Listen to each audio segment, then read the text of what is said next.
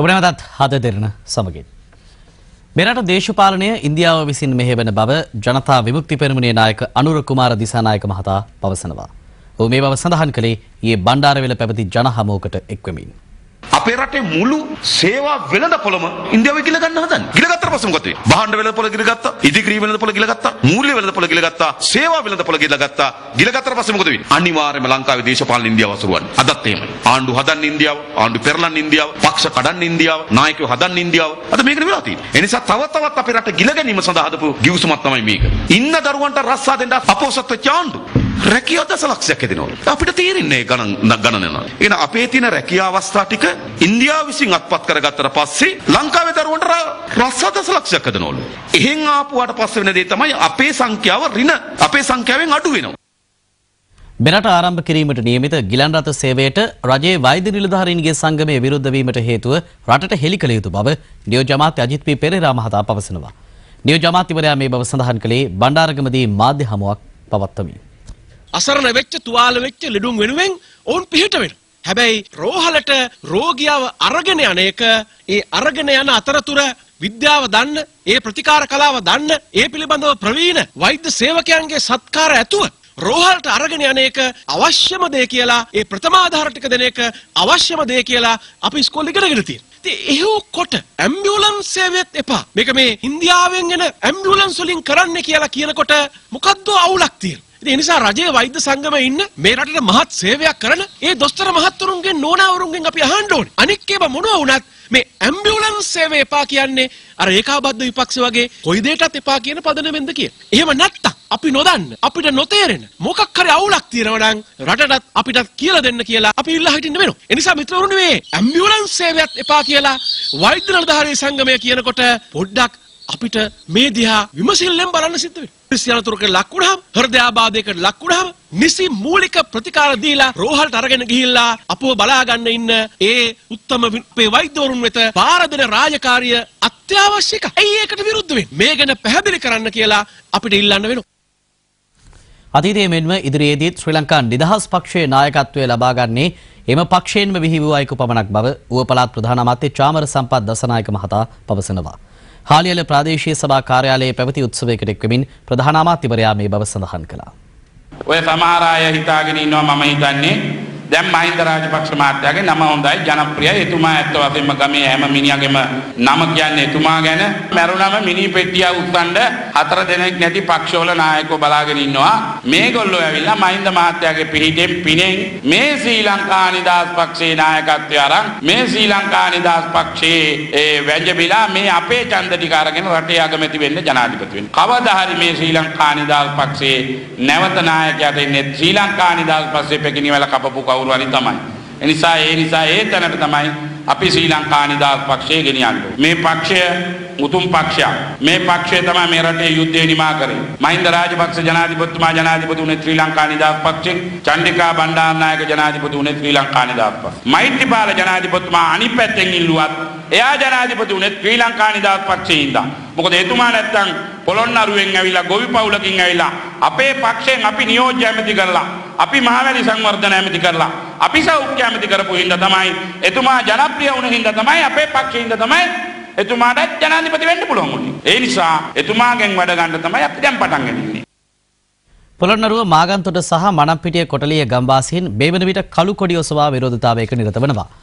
සිය ජීවිකාව වූ ගඩොල් කර්මාන්තය කරගෙන යාමට එල්ල වී ඇති ගැටලු හේතු වෙනුයි එසේ කර ඇත්තේ. ඒ හේතුවෙන් පවුල් 150ක සමාජිකයන් 800ක් පමණ පීඩාවට පත්ව සිටිනවා. මෙම ගම්වැසියන් වසර 150කට අධික කාලයක් ගඩොල් කර්මාන්තයේ නියැලෙන බව සඳහන්. කෙසේ වෙතත් මීට මාස 4කට පමණ පෙර වනජීවී දෙපාර්තමේන්තුවෙන් අදාළ ප්‍රදේශය වනජීවී කලාපයක් බවට පත් කර තිබෙනවා. ඒ හේතුවෙන් ඔවුන්ට එම ප්‍රදේශයට ඇතුළු වීමට නොහැකි වීමෙන් සිය ජීවිකාව කරගෙන යාමට බලපෑම් එල්ල වී තිබෙනවා. ළමයි පවා ඉස්කෝලේ අරගන්න විදිහක් නැහැ, ළමයින්ට කන්න බොන්න දෙන්න විදිහක් නැහැ. 3 ඒලක් කාපු අපි දැන් දෙවේල කාගන්නෙත් බොහොම අමාරුයි. අපිට හොරන් කරන්න බෑ, අර කුකුලන්න බෑ. අපේ ළමයි ඉස්කෝලේ යනවා. ඒ ඉස්කෝලේ අරගන්නත් දෙන්න කරව පව උගස්. එයට විරෝධය පාමින් ගම්වාසීන් මෙලෙස අද කළු කොඩිය ඔසවා විරෝධතාවයේ නිරත වනවා. පොහොය දිනේදී අපිට අද සිද්ධ වුණේ බෞද්ධ කොඩිය ඔසවනවා වෙනුවට කළු කොඩියක් ඔසවලා දූ දරුවනුත් එක්ක පන්සලට ගෙනියන දාන වේල නොමැතිව ගෙදර සම්බෝලයි බතුයි ලුණුයි යහගෙන කරල් බවට පත් වෙලා තියෙන්නේ. කිරියත්තලා ඒ කාලේ නම් අපි මේ රස්සාව තමයි කරගෙන ආවේ. මාස 5ක් කලින් ඉඳලා දැන් මේ වනජීවීන් අපිට ඇතුළුලා වැඩ කරන්න දෙන්නේ නැහැ. ඉස්සරහට අපිට සිංහල අවුරුද්දක් එන්නේ පොඩි ළමයින්ට කන්න බොන්න දෙන්න විදියක් නැහැ. අපේ ළමයි ඉස්කෝලේ යවන්න විදියක් නැහැ. ඉස්සරහට එන සිංහල අවුරුද්දට ඇඳ ගන්න සූට් යන්නේ. අපි ඉල්ලන්නේ එක්ක කුඹුරු ටිකක් ලබා දෙන්න. එහෙම නැත්නම් අපිට මේක තව අවුරුද්දක් විතර කරගෙන යන්න දෙන්න. අපි මොකක් හරි වැඩ පිළිවෙලා සලස්ස ගන්නකම්. මව්පියන්ට දරුවන් යනු මිල කළ නොහැකි වස්තුවක්. තම දරුවාට ජීවිතය ලබා දෙන්නට අපමණ වෙහෙසක් දරන මවක සහ පියෙකු පිළිබඳව අපට වාර්තා වුණේ මැදවච්චයෙන්. අවුරුදු 2යි මාස 9ක් වයස ඇති පුංචි සඳරුවන් සිය මව්පියන් සහ සොහොයුරා සමග දිවිගෙවන්නේ මැදවච්චිය සියඹලා ගස්වැව පිහිටි මෙම නිවසේ.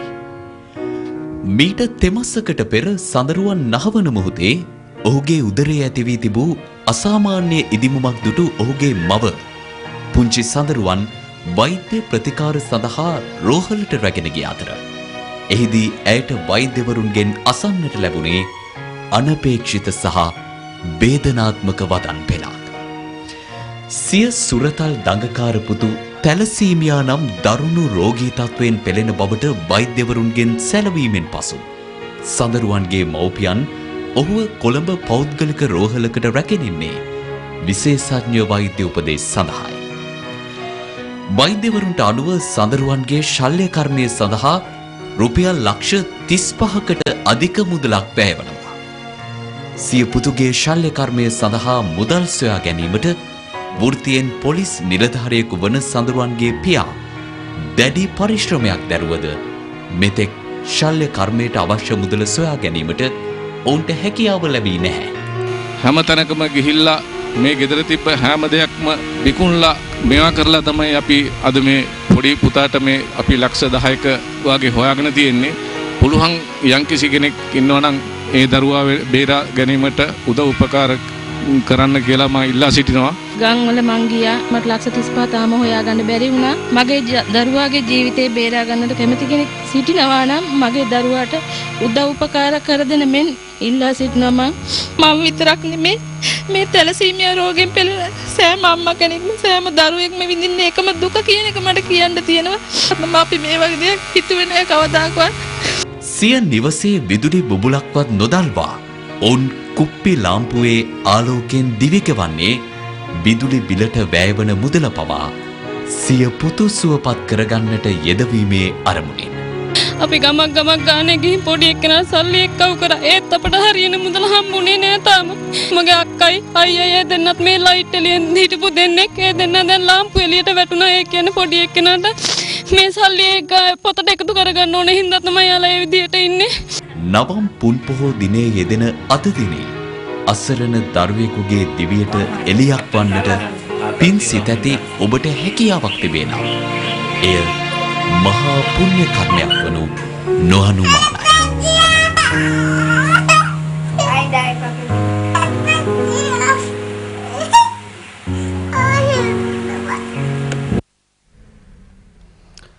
අභාව ප්‍රාප්ත ප්‍රවීණ ගායන ශිල්පී ඇන්ටන් ජෝන්ස් මහතාගේ දේහය පිළිබඳ අවසන් කටයුතු ලබන බදාදා ගල්කිස්ස රෝමානු කතෝලික පොදු සුසාන භූමියේදී සිදු කිරීමට නියමිතව තිබෙනවා. දකුණු කොළඹ ශික්ෂණ රෝහලේ ප්‍රතිකාර ලබමින් සිටි ඒ මහතා ඊයේ පස්වරුවේ අභාව ප්‍රාප්ත වුණා. 1937 වසරේ ජූනි මාසයේදී උපත ලද මහතා මේ යන විට 79 වන වියේ පසු වුණා. 1950 දශකයේ සංගීත ශාස්ත්‍රයට පැමිණි මහතා වසර 35කට ආසන්න කාලයක් රාජ්‍ය බැංකුවක ලඝු ලේඛකයෙකු ලෙස කටයුතු කර තිබෙනවා. කැසට් පට 40කට ආසන්න සංඛ්‍යාවක් නිකුත් කර ඇති ඇන්ටන් ජෝන්ස් මහතා සමාජීය සිදුවීම් අලලා ගීත රසක්ද නිර්මාණය කර තිබෙනවා. මරුසිරා, සේපා ලේකනායක, ප්‍රේමවති මනම්පේරි, අඳින්න මිනි ගවුම අඳින්න, ආසයි බයයි, බෝට්ටුවේ නමයි, පොළොන්නරුවේ පොඩි විජේ, කන්ද හැපුණ මහවනන්තරේ වැනි ගීත රසකට සිය හඬින් ජීවය ලබා දී ඇති මහතා ජනතාව අතර බෙහෙවින් ජනාදරයට පත් ගායකයෙක්. නිව්යෝක් සිටිහි නිර්මාණ සංසදය සංවිධානය කරන ජාත්‍යන්තර ළමා චිත්‍ර තරඟෙන් ලෝකයේ ප්‍රථම ස්ථානය දිනා ගැනීමට ශ්‍රී ලංකාව සමත් වී තිබෙනවා. මෙම තරඟය සඳහා සහභාගී වූ රටවල් ගණන 65ක්.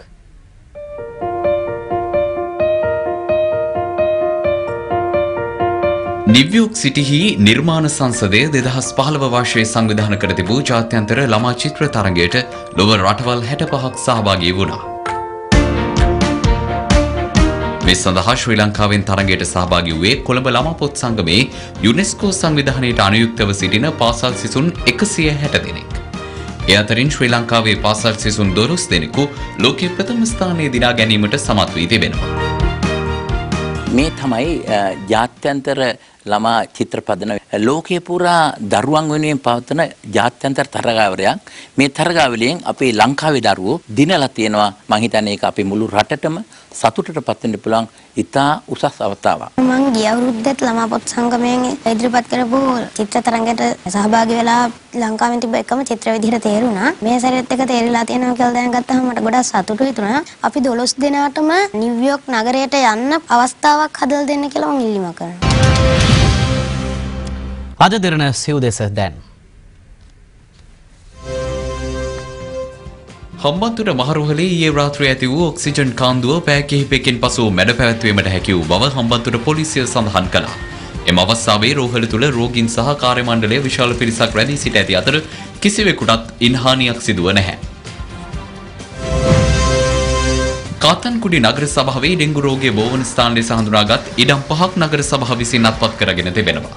ප්‍රදේශීය සෞඛ්‍ය වෛද්‍ය පරීක්ෂක වෛද්‍ය යූ.එල්. නසීර්දෙන් මහතා පැවසුවේ කාතන්කුඩි ප්‍රදේශයෙන් මේ වන විට ඩෙංගු රෝගීන් 10 දෙනෙකු වාර්තා වී ඇති බවයි.